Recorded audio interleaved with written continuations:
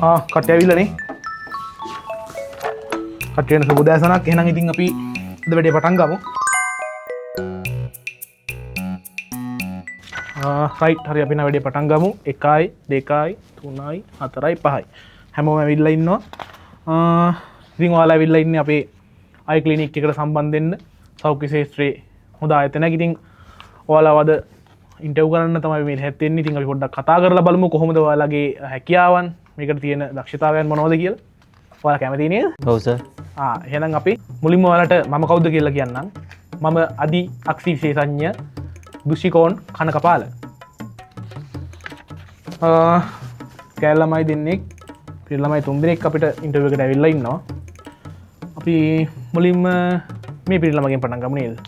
ඔබතුමා කියන්න බාන්න ඇයි මනුස්සයට කන්නාඩි දෙකක් ප්‍රයෝජනවත් වෙන්නේ?